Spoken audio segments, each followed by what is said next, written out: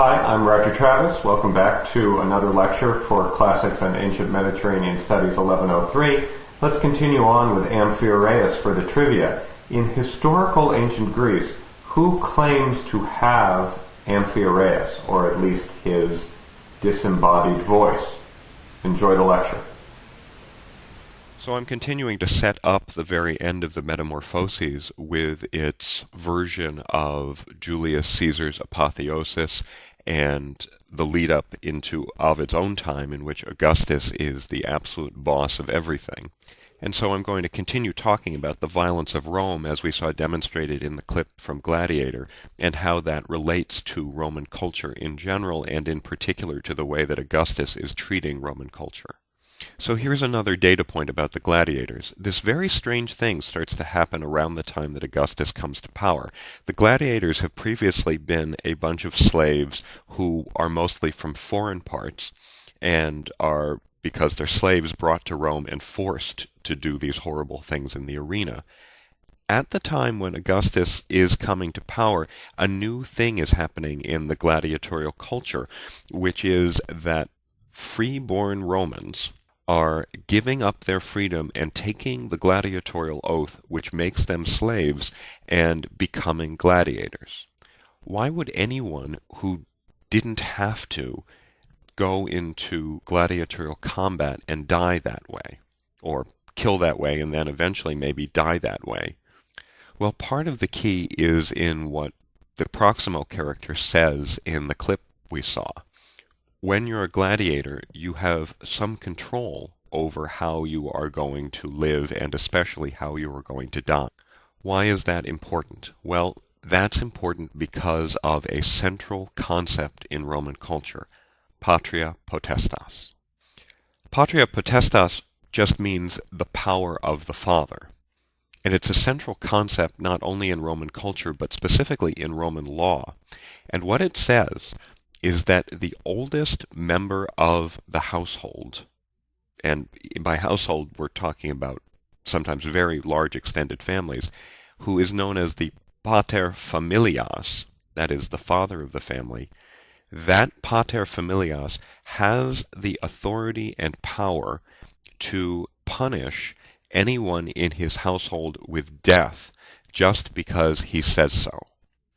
On the one hand, I think there's a pretty clear relationship between patria potestas and the fratricidal nature of Roman culture that we see from the very beginning with Romulus and Remus, and then we see continued in the Civil War. One way to think about the pater familias is in the terms of a movie and TV series from a few years ago, Highlander, the motto of that show being, "There can be only one." There can be only one pater familias, so if you're born as a second son or as anybody else besides the oldest son in the household, you are almost certainly never going to attain full self-actuation, if you want to call it that. That's bad enough for anybody but the oldest son in every family, but it gets worse when Augustus comes to power, because Augustus has a particular cultural strategy.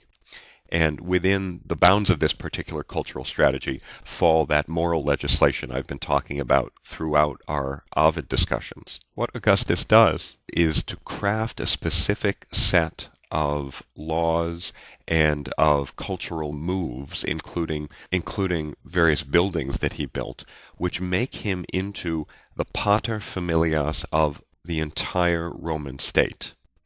That is, the answer to the question, who's your daddy, became, at all times and in all places, Augustus. Now, before I connect all the dots, I want to compare this to a modern film clip.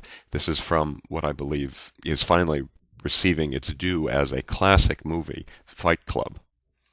And I want to play this clip because I want to make it clear that although this part of ancient Rome seems so very, very distant from us, nevertheless, we do have a pretty close equivalent to the kind of feeling that led so many free men to become slaves and to fight as gladiators. You know, man, it could be worse. A woman could cut off your penis while you're sleeping and toss it out the window of a moving car. There's always that.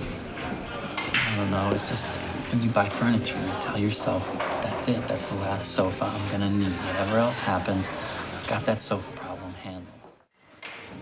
What are we then? We're, consumers.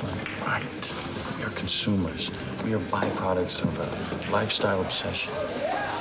Murder, crime, poverty, these things don't concern me. What concerns me are celebrity magazines, television with 500 channels, some guy's name on my underwear, Rogaine, Viagra, Olestra. Martha Stewart. Fuck Martha Stewart. Martha's polishing the brass on the Titanic. It's all going down, man. Oh, my insurance is probably gonna cover it. So. What? Things you own end up owning you. But do what you like.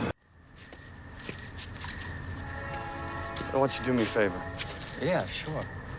I want you to hit me as hard as you can. What? I want you to hit me as hard as you can. Let me tell you a little bit about Tyler Durden. He was the guerrilla terrorist in the food service industry. Do not watch. I cannot go when you watch. Apart from seasoning the lobster bisque, he farted on meringue, sneezed on braised endive, and as for the cream of mushroom soup, well... Go ahead. Tell him. You get the idea. What do you want me to do? You just want me to hit you? Come on. Do me this one favor. Why? Why? I don't know why. I don't know. Never been in a fight. You? No, but that's a good thing. No, it is not. How much can you know about yourself? You've never been in a fight. I don't want to die without any scars. So come on, hit me before I lose my nerve. Oh, God. This is crazy. So go crazy. Let her rip. Hey, I don't know about this. I don't either, but who gives a shit? No one's watching. What do you care? Wait, what? This is crazy. You want me to hit you? That's right. What, like in the face? Surprise me. This is so fucking stupid.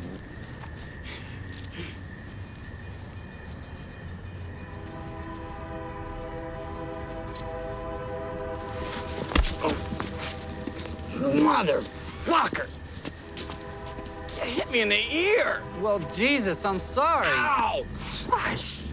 Why the ear, man? Ah, I fucked it up, kind of. No, that was perfect. Oh! Ah!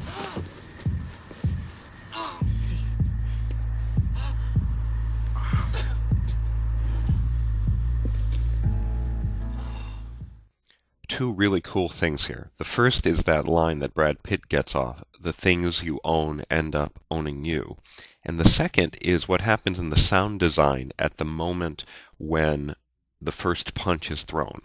If you listen very closely, what you can hear is that a beat begins in the bass, and that beat is very closely mimicking a heartbeat. That is, life actually starts for them when they start fighting. In a world where people can be emasculated by consumer culture and emasculated by fascists like Augustus, sometimes the only thing you can do is lash out, or maybe it feels like the only thing you can do is lash out. So I think that explains at one and the same time Fight Club and the free men taking the gladiatorial oath, and it explains what the problem is for Ovid in looking at the rule of Augustus. That is, Augustus's fascist takeover of Roman culture means that nobody feels like they have a life anymore. And so that's what he's getting at in Book 15 when he turns to talking about Julius Caesar and Augustus Caesar.